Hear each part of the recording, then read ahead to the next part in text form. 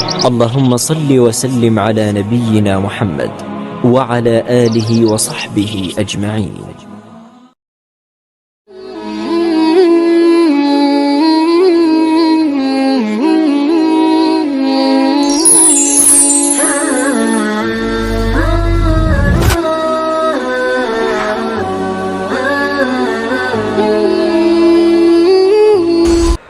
بسم اللہ الرحمن الرحیم نحمده ونصلی علی رسولہ الکریم اما بعد فاعوذ باللہ من الشیطان الرجیم بسم اللہ الرحمن الرحیم وآخرون اعترفوا بذنوبهم خلطوا عملا صالحا وآخر سیئا عسى اللہ ان یتوب علیہم ان اللہ غفور رحیم۔ معزز سامعین، گزشتہ کل ہماری گفتگو چل رہی تھی استغفار پر۔ اللہ رب العزت کو بندے کی طرف سے استغفار کیا جانا بہت زیادہ پسندیدہ ہے۔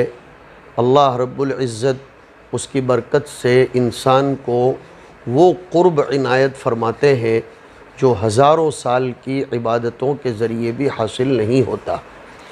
اس کی وجہ یہ ہے کہ استغفار کی بنیاد تواضع پر اور اعتراف پر ہے۔ اللہ رب العزت کو اپنے بندے کی صفات میں سب سے زیادہ پسندیدہ صفت اگر کوئی ہے تو وہ صفت عبدیت ہے، صفت اعتراف ہے، صفت اقرار ہے۔ ابلیس میں اور آدم علیہ السلام میں یہی فرق ہوا کہ ابلیس نے تائیں دم اپنی خطا کا اعتراف نہیں کیا، بلکہ اس نے اس کے مقابلے میں لاجک پر جا کر گیسنگ کر کے اپنے پراؤڈ، اپنے تکبر کے نتیجے میں یہ کہا کہ انا خیر منہ خلقتنی من نار وخلقتہ من طین، کہ آدم علیہ السلام کی پیدائش تو نے مٹی سے کی ہے اور میں آگ سے پیدا ہوا ہوں۔ آگ اوپر کی طرف اٹھتی ہے اور مٹی نیچے کی طرف جاتی ہے۔ وہ ظاہر پر گیا۔ ایک سبق ملتا ہے کہ انسان کو ظاہر پر نہیں جانا چاہیے، حقیقت کو دیکھنا چاہیے، اس لیے کہ آگ چاہے کتنی ہی اوپر اٹھے لیکن اس کا انجام نیچے آنے کا ہی ہوتا ہے۔ وہ ساری چیزوں کو جلا کر خاکستر کر کے پھر نیچے ہی آتی ہے۔ اسی لیے آگ کی صفت احراق اور اتلاف، برباد کر دینا ہے، خیانت کرنا ہے، لوگوں کی چیزوں کو اور لوگوں کی پراپرٹیز کو تباہ و برباد کر دینا ہے۔ اس کے مقابلے میں مٹی کی صفت کسی ایک دی ہوئی چیز کو 100-700 دانوں کی شکل میں اگا کر دینا ہے۔ مٹی امین ہے، امانت دار ہے، وہ سخاوت کرتی ہے، اور مٹی ہی کے ذریعے سارے انسانوں کی، سارے انبیاء کرام علیہ السلام کی تخلیق وجود میں آئی۔ یہ مٹی کی صفت ہے۔ مٹی میں اللہ تعالیٰ نے خوشبو بھی رکھی ہے۔ مٹی میں ارزاق کا، اقوات کا اللہ نے منبع، سرچشمہ بنایا ہے۔ مٹی ہی پر اللہ تعالیٰ نے اپنی طرف سے بیت معمور، عرش عظیم کا ایک نمونہ اس کے محاذات میں بیت اللہ کی شکل میں عنایت فرمایا ہے، جس کا طواف انسان کرتے رہتے ہیں۔ قصہ مختصر یہ کہ انسان کے اندر پائی جانے والی جتنی صفتیں ہیں، تقریباً کیا بلکہ ٹوٹل صفات اللہ رب العزت میں موجود ہیں سوائے تواضع کے۔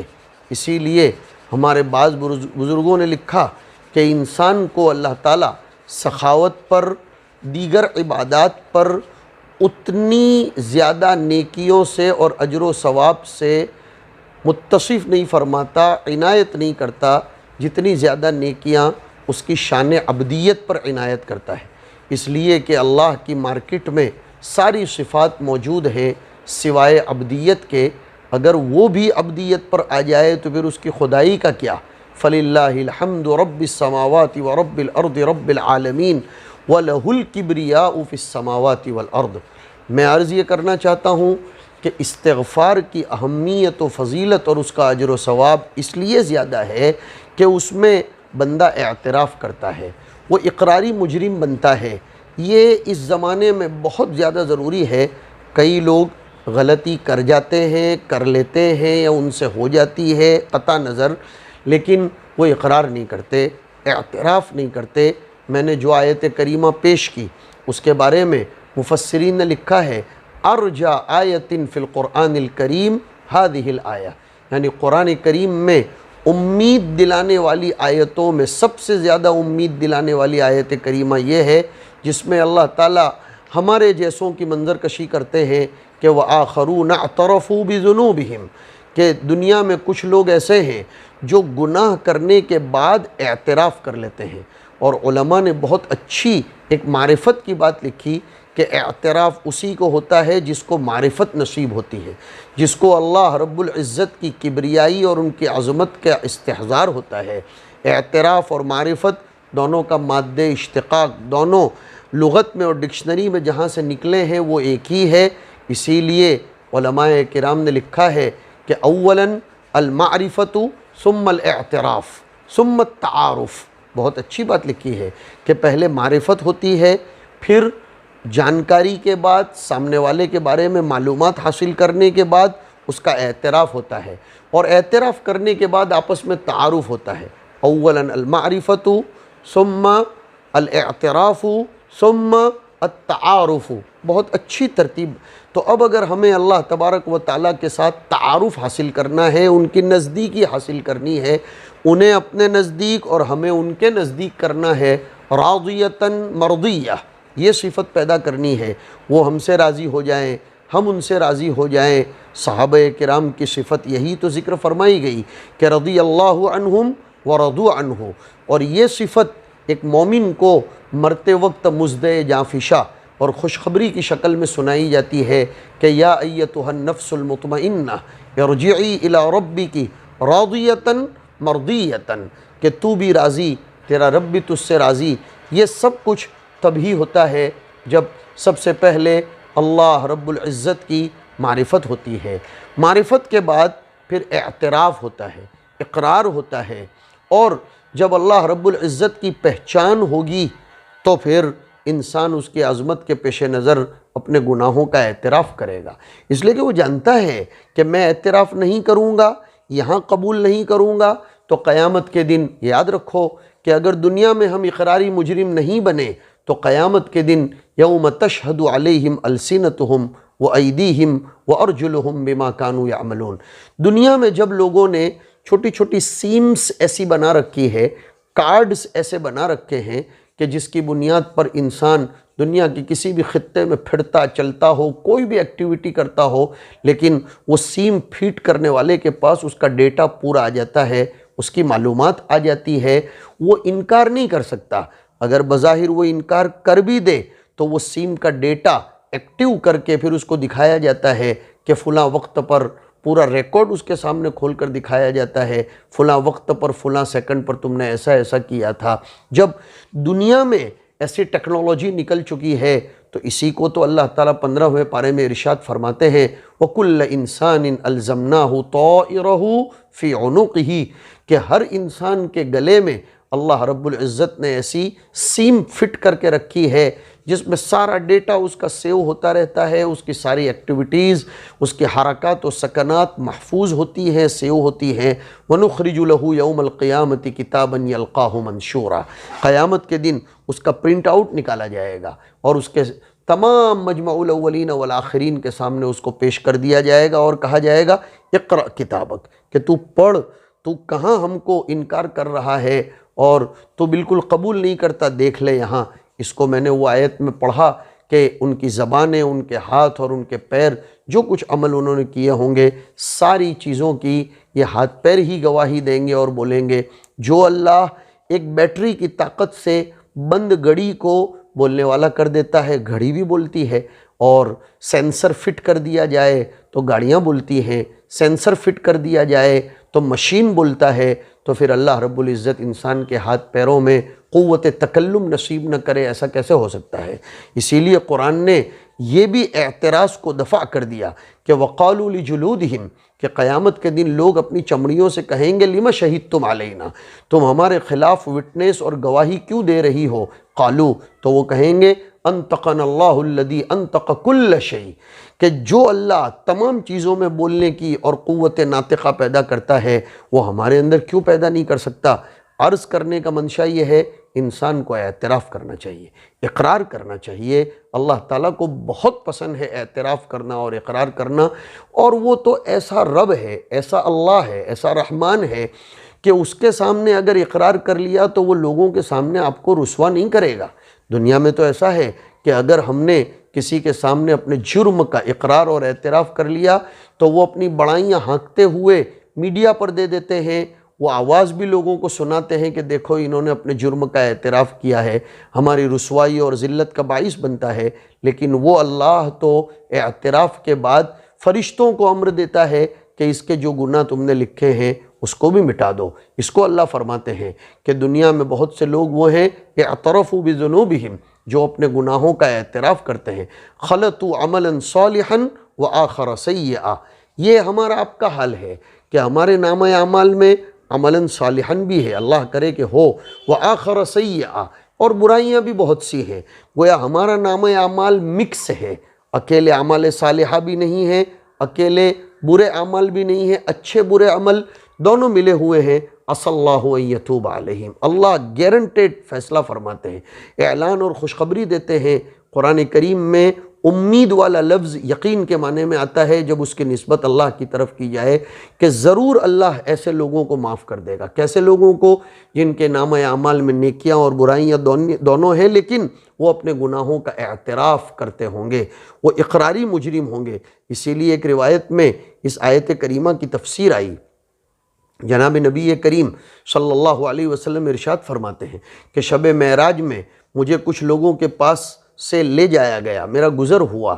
ان میں سے کچھ لوگ ایسے تھے جن کا آدھا بدن سفید تھا اور آدھا بدن نہایت کالا تھا۔ میں نے حضرت جبرائیل امین علیہ السلام سے دریافت کیا یہ کون لوگ ہیں؟ جبرائیل امین نے فرمایا کہ یہ وہ لوگ ہیں کہ خلطوا عملا صالحا وآخر سیئا۔ جبرائیل امین نے فرمایا تھوڑی دیر رک جاؤ۔ تھوڑی ہی دیر ہوئی تھی کہ وہ سب کے سب لوگ نہ جانے کس نہر میں غسل کر کے باہر نکلے۔ روایت کے الفاظ ہیں فَصَارُوا كَأَحْسَنِ مَا أَنْتَ رَائِن، کہ وہ اتنے خوبصورت بن گئے کہ دنیا میں تم نے کبھی کسی چیز کو اتنا زیادہ خوبصورت نہیں دیکھا ہوگا۔ وہ جو ان کے نصف بدن پر سیاہی تھی، کالے دھبے تھے اور کالا پن تھا، وہ سب کسی غسل کی بنیاد پر ختم ہو گیا۔ تو میں نے جبرائیل امین سے پوچھا یہ کون لوگ ہیں؟ کہا یہ وہی لوگ ہیں جن کو تم نے نصف سفید اور نصف سیاہ دیکھا تھا، لیکن چونکہ انہوں نے اعتراف کیا تھا، گناہ کے اوپر توبہ کی تھی، استغفار کیا تھا، جس کے نتیجے میں اللہ تعالیٰ نے ان کو بخش دیا۔ اللہ رب العزت نے ان کو آب حیات سے، آب توبہ سے ایسا نہلا دیا کہ اب وہ صاف ستھرے ہو کر جنت میں جانے کے قابل بن گئے۔ اس لیے ہم پھر کہتے ہیں کہ اس آخری عشرے میں حضور سے منقول اس دعا کا ہمیں زیادہ سے زیادہ اہتمام کرنا چاہیے، اللہم انک عفو تحب العفو فاعف عنی۔ اس کو رٹ لو، لیکن رٹ کر نارمل روٹین کی طرح بلا سوچے سمجھے پڑھنے کا کوئی مطلب نہیں ہے۔ ہمیں اپنے گناہوں کا سامنے استحضار ہو، اے اللہ تو معاف کرنے کو پسند کرتا ہے، تو ہمیشہ معاف کرتا ہے، تو مجھ کو معاف کر دے۔ یہ کلمات وہ ہیں جو حدیث میں اتنے ہی وارد ہیں، اللہم انک عفو تحب العفو فاعف عنی۔ بہتر یہی ہے کہ حضور سے جتنے کلمات منقول ہیں اتنے ہی کلمات پڑھنے چاہیے، اور اعتراف ذنوب یہ ہماری زندگی کا ایک سرمایہ بنا لینا چاہیے۔ اس لیے کہ حدیث میں آتا ہے 100 دفعہ گناہ کرو، اقراری مجرم بن کر آؤ، میں تم کو معاف کر دوں گا۔ ہمارے بزرگوں میں شاہ وصی اللہ رحمۃ اللہ علیہ نے باقاعدہ اس پر مستقل ایک ضخیم کتاب لکھی ہے، اعتراف قصور، اور اسی طریقے سے اعتراف قصور کی دولت اور یہ سرمایہ ان کو نصیب ہوتا ہے جو اللہ کی نعمتوں کا استحضار کرتے ہیں۔ جب وہ مسلسل اللہ کی برستی ہوئی نعمتوں کو دیکھتے ہیں تو پھر ان کو اپنی کوتاہی کا احساس ہوتا ہے کہ اتنی ساری نعمتیں استعمال کرنے کے باوجود نہ جانے مجھ سے کیسی کیسی غلطیاں ہو رہی ہیں اور میں اللہ کی شان میں کیسی کیسی گستاخی کرتا ہوں۔ اصل مصیبت یہ ہے کہ ہم نے دنیا میں سارے کمالات اپنے لیے سمجھ رکھے ہیں، اپنی پراپرٹی سمجھ رکھا ہے، اپنی صلاحیتوں کو، اپنے کوالیفیکیشن کو اور اپنے تمام کے تمام فضائل و محامد و محاسن کو ہم نے اپنا سمجھ رکھا ہے، جس کی بنیاد پر ہمارے اندر شان عبدیت نہیں آتی۔ ہمیں اپنے سر کے بال سے لے کر پیر کے ناخن تک اپنی صلاحیتوں کو، صالحیتوں کو اللہ ہی کی طرف سے عنایت کردہ تمام چیزیں سمجھنی چاہیے، جس کی بنیاد پر پھر انسان کے اندر یہ شان پیدا ہوتی ہے۔ تو آئیے ہم اقراری مجرم بننے کی کوشش کریں اس اللہ کے سامنے جو ہمیں لوگوں کے سامنے رسوا ہرگز نہیں کرے گا۔ اللہ تعالیٰ اس آخری عشرے کے صدقے طفیل ہم سب کی مغفرت فرمائے اور ہمیں یہ دعا بکثرت پڑھتے رہنے کی توفیق نصیب فرمائے۔ ایک بات یہ بھی یاد رکھنی چاہیے کہ طاق راتوں میں ہم خوب عبادتیں کریں، قرآن کریم کی تلاوت کا اہتمام کریں، عید کی شاپنگ میں ہرگز اپنے آپ کو مصروف نہ رکھیں، بلکہ اس کی طرف متوجہ ہونے کی قطعاً کوئی ضرورت نہیں ہے۔ عجیب سی بات ہے، ہمیں اپنی عبادت گاہوں میں تو جمع نہیں ہونے دیا جاتا اور مارکیٹوں میں جمع ہونے پر کوئی پابندی نہیں ہے۔ چاہے مخصوص اوقات میں ہو تو عبادتیں بھی تو مخصوص اوقات میں ہیں، اس میں جمع نہیں ہونے دیا جاتا اور مارکیٹ میں دکانوں پر جمع ہونے دیا جا رہا ہے۔ تو یہ اس کا مطلب کیا ہے؟ ایک فکری جنگ ہے جس کو سمجھنے کی مسلمانوں کو ضرورت ہے۔ مسلمان بھولا نہیں ہوتا، مسلمان ہوشیار چوکنا ہوتا ہے، وہ دشمنوں کے دام مکر و فریب میں پھنستا نہیں ہے۔ بڑی اچھی مثال کچھ لوگ دے رہے ہیں کہ آزادی کے نام سے پنجرہ کھولنے کا اعلان کیا جا رہا ہو، لیکن پنجرہ کھولنے والی اگر بلی ہو تو ایسے کبوتروں کو پنجرے میں سے نکلنے کی ضرورت کیا ہے؟ یعنی کبوتروں کو پنجرے میں سے نکلنے کے لیے اہتمام فکر ہو رہی ہے، لیکن دروازہ کھولنے والی بلی کھڑی ہوئی ہے تو پھر تو اس کے مقابلے میں قید رہنا ہی بہتر ہے۔ تو آئیے ہم اپنے اوقات کو خوب غنیمت سمجھیں، استغفار کرتے رہیں اور اللہ کی طرف متوجہ ہوں، ان اوقات کو اپنی روحانی ترقیات کا خوب سے خوب تر ذریعہ بنائیں۔ اللہ تعالی ہم سب کو صفت انابت اور اعتراف نصیب فرمائے۔ وصلی اللہ علی النبی۔ قد أقل شهر الصيام والعمل